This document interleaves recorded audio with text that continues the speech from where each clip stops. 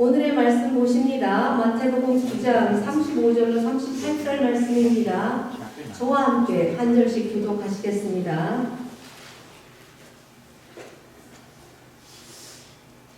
예수께서 모든 성과 촌에 두루 다니사 저희 회당에서 가르치시며 천국 복음을 전파하시며 모든 병과 모든 약한 것을 고치시니라.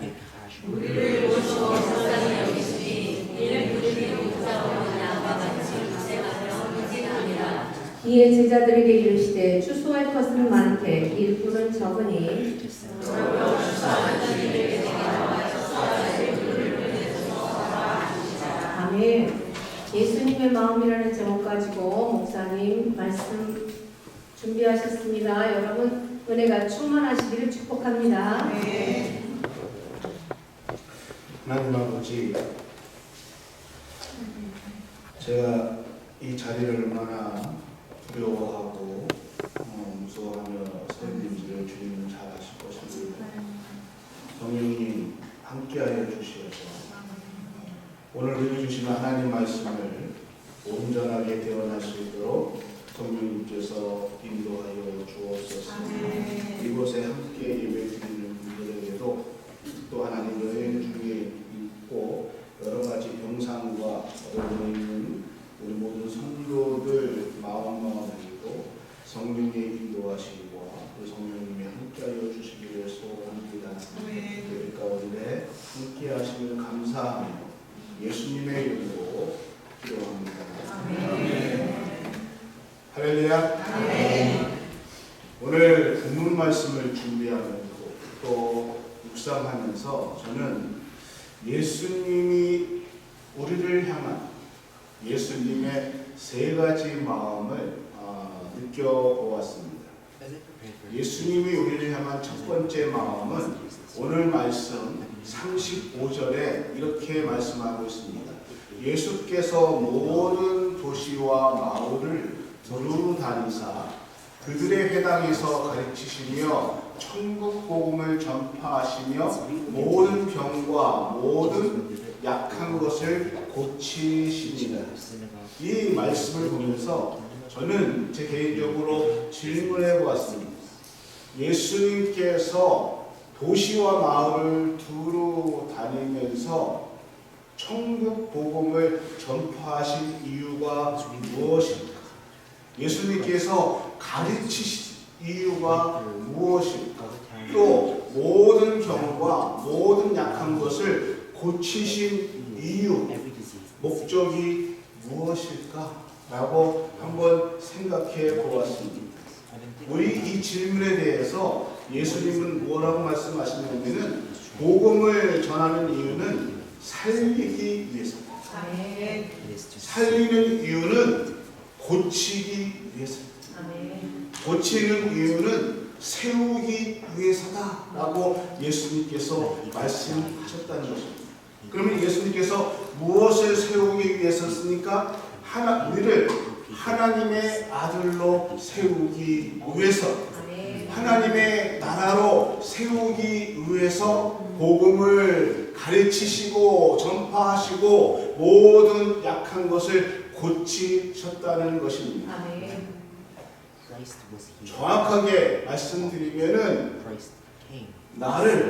우리를 제자로 삼으시기 위해서, 우리를 교회로 세우시기 위해서, 또 예수님의 사역을 이어받아서 복음의 증거자로 세우기 위해서 우리에게 복음을 가르치셨고 복음을 전파하셨다는 것입니다.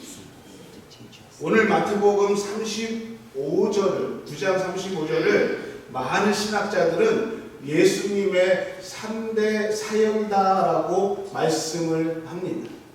예수님의 3대 사역이 무엇이냐? 한번 따라해 볼까요? 살리고 고치고 세우는 일이다. 살리고 고치고 세우고, 이것이 예수님의 3대 사역이라는 것입니다. 복음을 전하고 그리고 모든 병든 병과 모든 약한 것을 고치시는 이유가 바로 우리를 세우시길 원한다는 것입니다.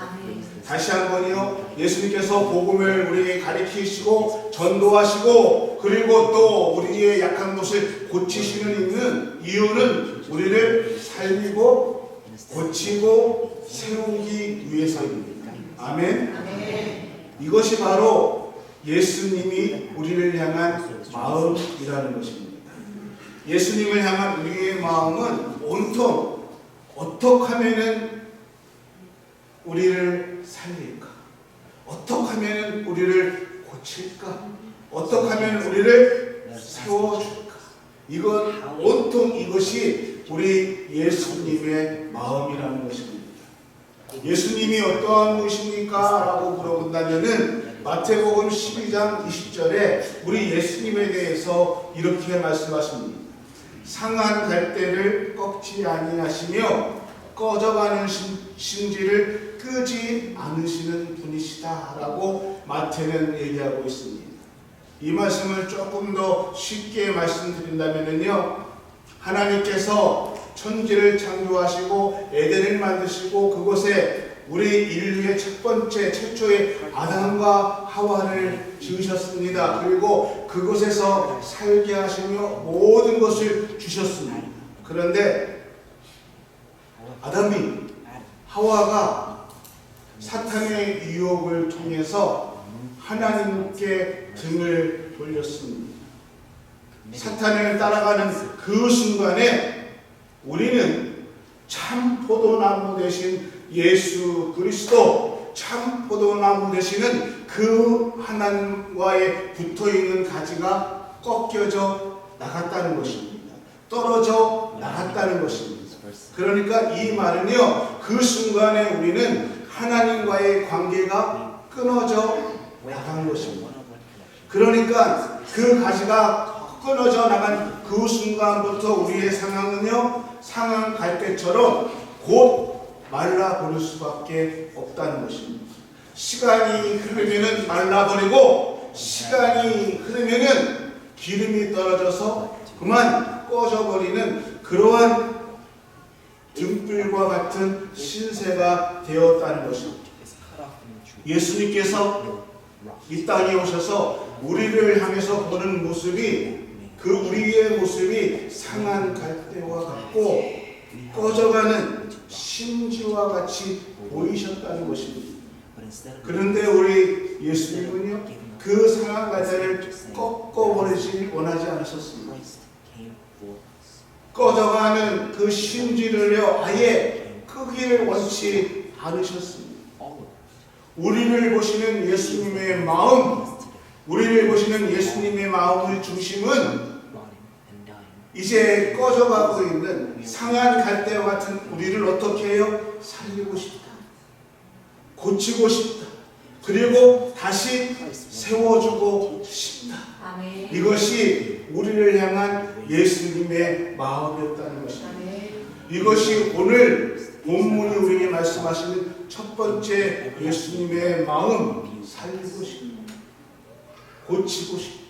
그래서 다시 하나님의 아들로 하나님의 나라로 세우고 싶다. 이것이 우리를 향한 예수님의 마음이라는 것입니다. 기독교의 유명한 거장 목사님 중에 한 분이 마틴 로이드 존슨 목사입니다. 아마 신학을 공부한 또는 책을 좋아하시는 분들은 마틴 로이드 존슨 목사님의 책을 아마 몇 권은 다 읽으셨을 것입니다. 정말 깊은 책인데, 원래 이거는요, 영국 황실의 주치의 의사였습니다. 근데 이 의사로서 병든 사람들 또는 몸이 고장난 분들을 고치다가 문득 그 환자를 보면서 깨달은 것이 있었습니다. 야, 아픈 사람들을 내가 고쳐줘서 다시 새롭게 건강한 몸으로 고치는 것도 정말 보람된 일인데, 영혼을 치료해주는, 정말 영혼을 치료해주는 의사가 되었으면 정말 좋겠습니다. 그러한 마음이 들어서, 그래서 그가 신학을 공부했습니다. 그리고서는 목사가 되었어요. 마틴 로이드 존슨 목사님이 쓰신 강의지. 이 책들을 보면은요, 누가 의사가 아니랄까봐 이분이 얼마나 책을 집요하게 썼는지, 정말 얼마나 하나 한 구절을 디테일하게 설명을 했는지, 마치 의사들이 수술을 해고하는 것처럼 말씀을 아주 깊이 있게 어떻게 이렇게까지 끝까지 들어갈 수 있을까? 성경 한 구절을 가지고요 10편을 설교하는데 전혀 다른, 정말 깊이 있게 말씀을 강의하고 그 글을 쓴 것들을 보면서 놀라울 수밖에 없었습니다. 근데 이 마틴 로이드 존슨 목사님이 내가 하나님을 믿고 거듭난 이후에 한 말씀을 가지고 은혜를 받고 그 말씀을 붙들고 살아온 말씀이 있습니다. 그의 책에 보면은 고린도후서 5장 17절 말씀을 그는 평생 붙들고 나왔는데 그 말씀이 이것입니다. 그런즉 누구든지 그리스도 안에 있으면 새로운 피조물이다. 이전 것은 지나갔으니 보라 새 것이 되었도다. 아멘. 살인자라 할지라도, 강도라 할지라도, 건강한 자나 병든 자나 상관이 없다는 것입니다. 누구든지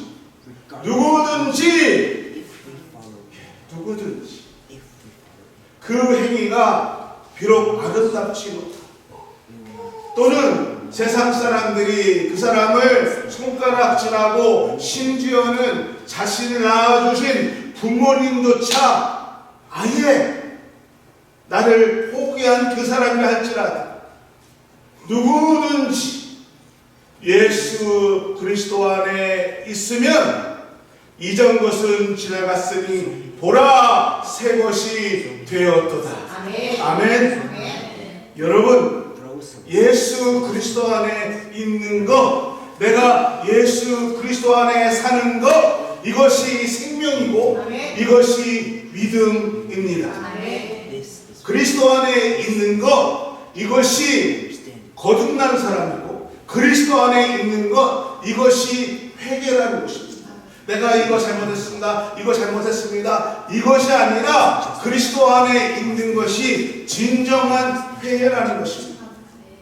그리스도 안에서 이 말씀은 예수님을 내 안에 영접하는 것, 이것이 하나님, 예수님과 하나가 되는 삶이라는 것입니다.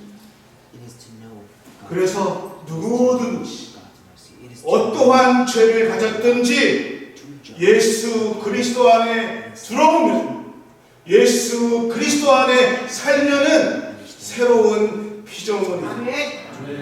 이전 것은 지나갔으니 보라 새 것이다. 너의 과거의 죄, 너의 과거의 모든 것 그리스도 안에서 이제 새로운 피조물이 되었다. 너는 이제 내 안에서 내 자녀가 되었다. 하나님 나라의 백성이 되었다. 천국 백성이 되었다라는 것.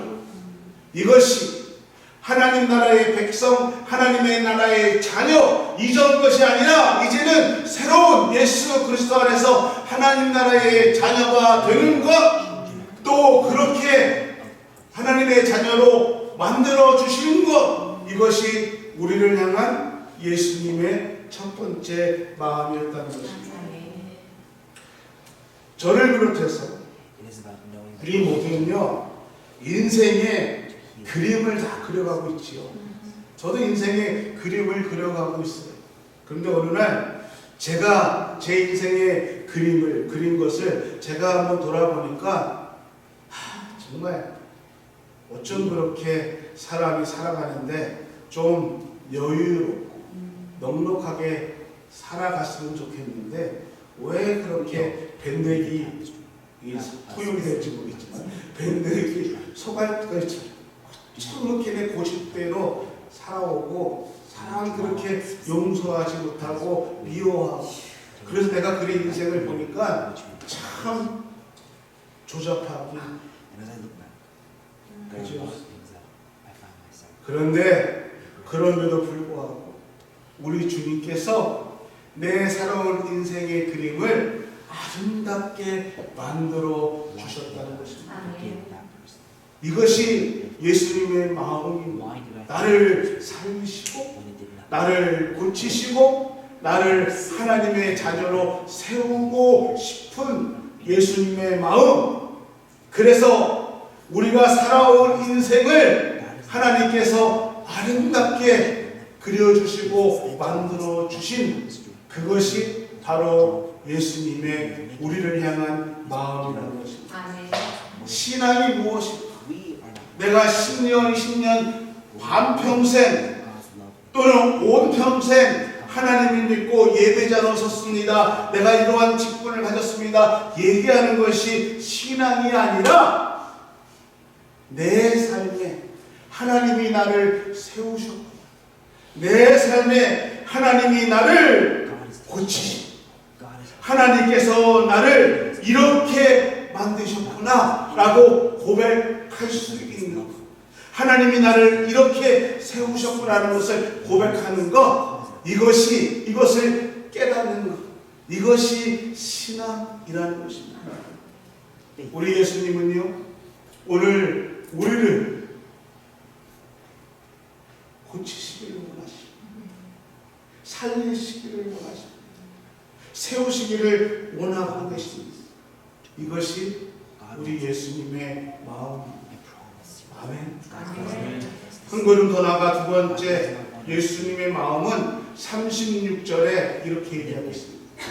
우리를 보시고 불쌍히 여기시니 이는 그들이 목자 없는 양과 같이 고생하며 기진합니다. 제가 오늘 말씀, 본문 말씀을 설교의 말씀으로 잡으면서 정말 하고 싶었던 말씀이 이 말씀을 보면서 본문을 잡았습니다. 예수님의 눈에 비친 나의 모습, 예수님의 눈에 비친 우리들의 모습, 예수님의 눈에 비친 그 당시의 모든 사람들의 배경, 우리를 향한 예수님의 마음이 이 구절에 다 있다는 것입니다. 이는 그들이 목자 없는 양과 같이 고생하며 기진, 이것이 우리를 향한 예수님의 마음이라는 것입니다. 우리를 보시는 예수님의 마음은요 목자 없는 양과 같이 고생하고 목자 없는 양과 같이 기진하고 지쳐있는 모습이 우리의 모습이었다는 것입니다. 그래서 우리를 향한 예수님의 마음은요 저렇게 목자 없이 고생하고 지쳐있는 우리들에게 가장 필요한 것이 복음입니다. 가장 필요한 것이 복음으로 우리를 살려서 우리가 하나님의 자녀로 회복되는 그러한 것인데, 그래서 우리를 찾아오셨습니다. 우리를 고쳐주시고 우리를 가르쳐주시고 우리를 치유해주시고 우리를 세워주셨다는 것입니다. 왜요? 우리를 불쌍히, 그 긍휼의 마음이 우리를 향한 예수님의 마음이라는 것입니다. 가짜인 줄도 모르고 진짜인 줄 알고 따라가는 불쌍한 종교입니다. 모든 종교에 진리가 있어.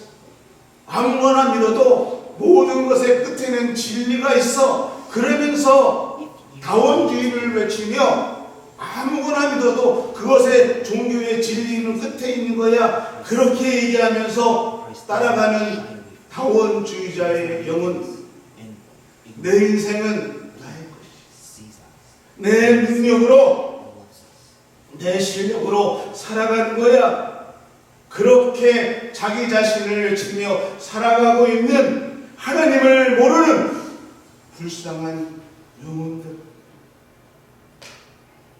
그 영혼 우리 하나님은 세우고 싶어요. 고쳐주시고 긍휼한 마음이 있었다는 것입니다. 제가 이 말씀을 읽고 이 말씀을 묵상하면서 얼마나 많이 회개했는지, 하나님 정말 제게 그 예수님의 마음이 있습니까? 제사하시는게 얼마나 많은 이러한 질문을 던져준지 모릅니다.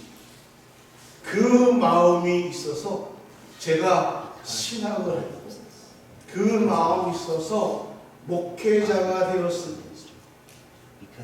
그런데 지금 이 순간 그 뜨거운 그 예수님의 긍휼한 마음을 나는 여전히 갖고 있습니다. 내 마음속에 그 뜨거움이 여전히 남아있는가? 얼마나 이 말씀을 묵상하면서 하나님 앞에 회개하는 마음, 자백하는 마음이 있었는지 모릅니다. 나에게 가장 중요한 것이 있다. 오늘 우리에게 가장 중요한 것이 있다면 오늘 우리에게 이 예수 그리스도의 마음이 회복되셔야 합니다. 아멘. 하나님은, 예수님은 우리를 불쌍히 여기시고 우리를 고치시고 살리시고 세우셨는데 오늘 우리에게 이 마음이 없다면 우리는 과연 구원받은 하나님의 사람이라고 말할 수 있겠는가? 목자 없이 고생은 목자 없이 지쳐있는 그 영혼들을 바라보시는 그 예수님의 마음, 살리고 고치고 세우고 싶었던 그 예수님의 마음, 그 마음이 오늘 우리에게, 오늘 나에게 있는가? 그 마음이 나에게 있어야 하는데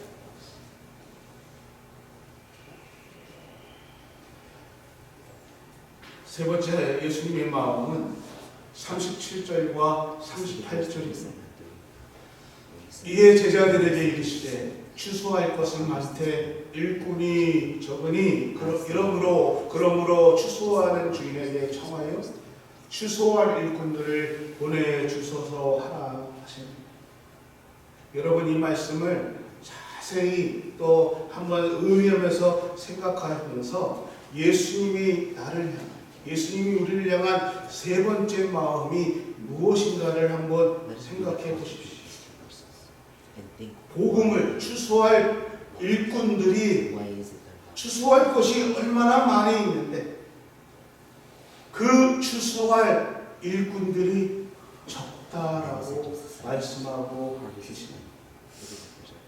복음을 전해서 그 영혼들을 치유하고 그 영혼들을 살리고 그 영혼들을 세워야 될 그 죽어가는 영혼들이 너무너무 많은데 그 영혼들을 살릴, 그 영혼들을 세울 일꾼이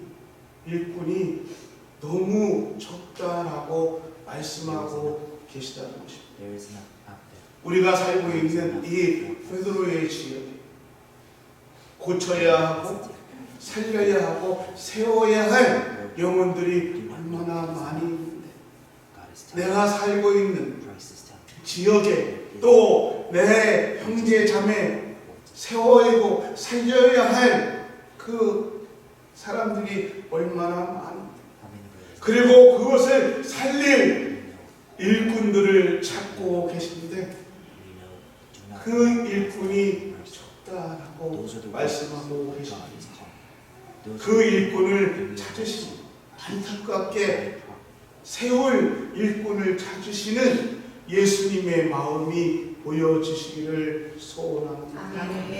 사람은 정말 많은데 추수할 일꾼이 너무 적구나. 이때에 주님, 제가 여기 있습니다. 주님, 저를 보내주십시오. 제가 그 일을 감당하겠습니다. 할 수 있는 은혜가 오늘 우리에게 함께하기를 예수 그리스도의 이름으로 축원합니다. 그 고백이 우리에게 함께하기를 예수님의 이름으로 축원합니다. 아멘. 시편 84편 5절에 보니까 시편 기자가 이렇게 고백하고 있습니다. 사람이 무엇이길래 주께서 그를 생각하시며 인자가 무엇이길래 주께서 그를 돌보십니까? 내가 나 같은 사람이 무엇이길래 주님께서 나를 이렇게 돌보아 주시고 나에게 이렇게 관심을 가지십니까? 라고 얘기합니다. 그러면서 그 뒤에 아주 난해한 성경 해석이 난해한 그러한 말씀을 해주십니다. 나를 영화와 종기로 관을 씌우셨습니다 라고 고백하고 있습니다.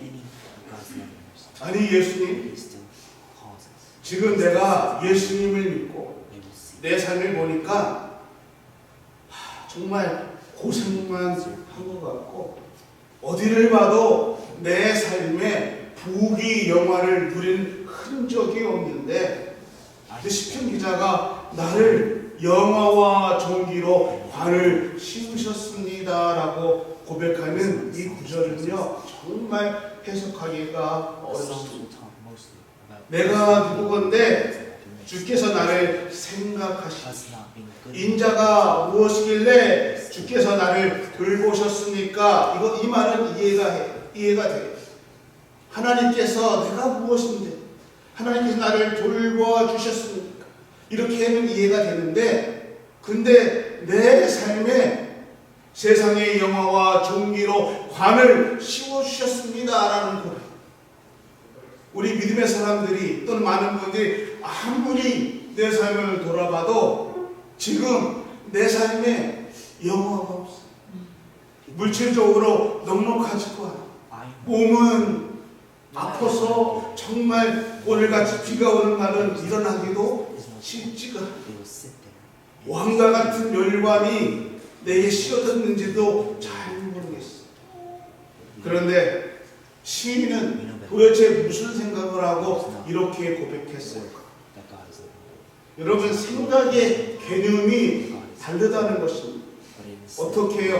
예수님께서 말씀하셨던 살리고 고치고 세우는 그 사명, 그 사역. 그러니까 하나님께서 내가 무엇이건데 하나님께서 나를 다른 영혼을 어떻게 해요? 고치시는 일에, 살리시는 일에, 세우시는 일에 그 일을 나에게 맡겨주셨습니까? 이 얘기를 나에게 종기의 왕관을 씌워주셨습니까? 라고 고백하고 있다는 것입니다. 하나님, 내가 무엇이란데 하나님께서 나를 하나님 나라의 사람을 세우는데 그들을 고치고 살리고 세우는데 나에게 그 사명을 주시고 나에게 그 일을 맡기셨습니까? 라고 고백하는 것입니다.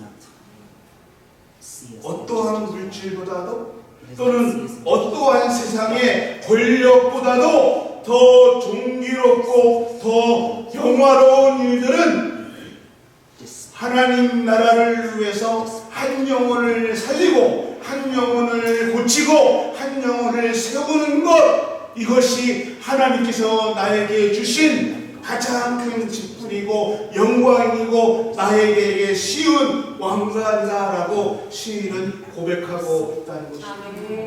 우리가 여러분은 어떻게 생각할지 모르겠지만은 이제 하나님 나라에 갔을 때 찬양으로 하나님 앞에 예배를 문을 열었다.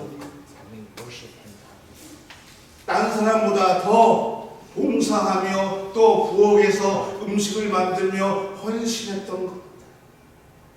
이렇게 꽃꽂이로 늘 꽃을 꽂아서 하나님 앞에 예배에 드렸던 것.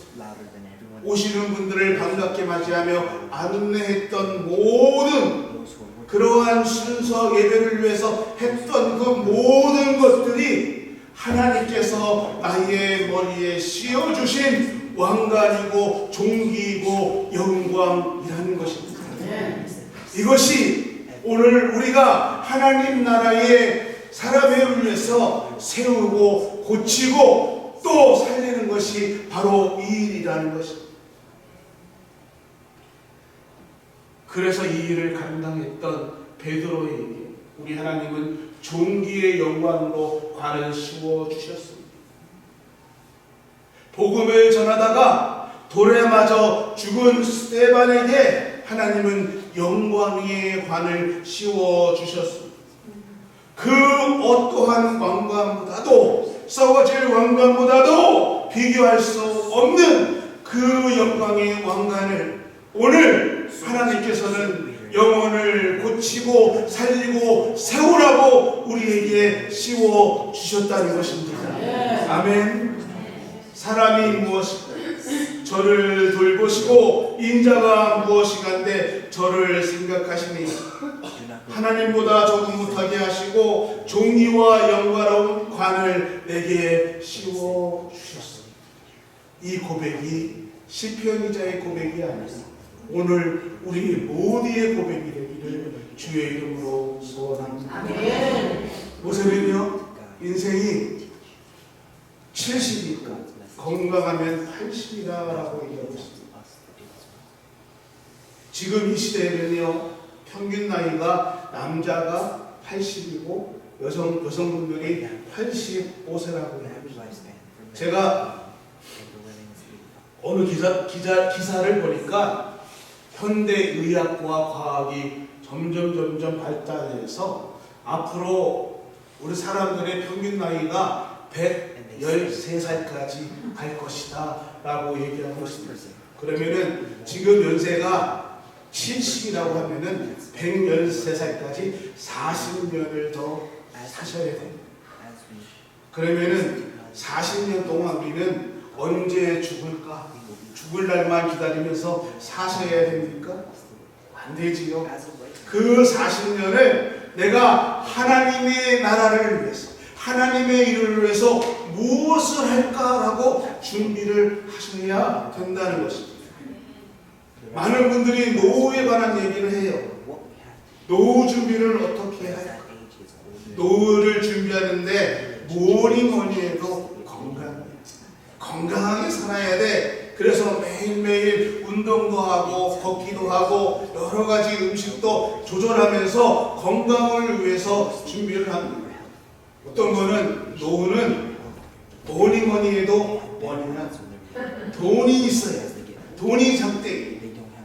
그러니까 그런 그분은요 주머니에 돈이 들어가요. 그러면은 그 돈이 안 나와.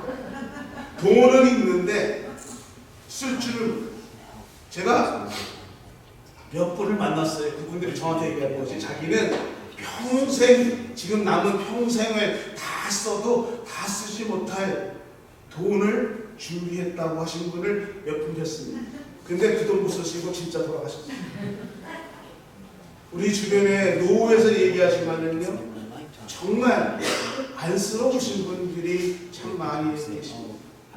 저는 제 개인적인 것이지만은 제가 제 미래를 위해서라도 제가 기도하는 제 기도 제목 중에 하나가 있습니다. 그 중에 하나가 하나님, 제가 나이로 살지 말고 역할로 살기를 소원합니다라고 기도합니다. 저는 우리 음악의 모든 성도들이 나이로 연세로 살지 마시고 역할로 살아가기를 주의 이름으로 축원합니다. 아멘. 노후 대책이 건강, 돈, 명예 중요합니다. 그런데요, 하나님이 나에게 주신 사명, 하나님께서 나에게 주신 그 일로 사는 것, 이것이 내가 사는 의미가 되어야 한다는 것입니다. 아멘. 전 세계가 얼마나 시끄러운지 모릅니다. 매일매일 치솟는 물가, 시장 가기가 무섭고요. 저는 식당 가서 음식 먹기도 이제는 무서워요. 옛날에 주머니 100불 있으면은 이 어깨가 나 주머니에 100불 있다. 뭐든지 할 수 있었던 것 같은데 요즘 100불이면은요 두세 사람이 식사하고 나서 오면은 없어. 식당에 가서 왜 이렇게 물가가 비싸지? 관세, 이민, 전쟁 얘기, 전승 얘가요. 하루하루가 조용한 날이 없고 시끄럽습니다. 그런데 이렇게 시끄러운 이 시대인데, 어지러운 이 시대에 우리 하나님의 사람들, 믿음의 사람들이 해야 할 것이 무엇일까요? 오늘 우리 구원받은 하나님의 백성들이 무엇일까요? 전 세계를 향해서 예수님의 마음을 가지고, 그 긍휼의 마음을 가지고 중보 기도해야 합니다. 복음을 증거해야 됩니다. 여러분, 우리의 남은 인생 예수님의 마음을 가지고요, 그들을 고치고 살리고 세우시는 일에 사셔야 됩니다. 나이로 사는 것이 아니라 역할로 살아가야 된다는 것입니다.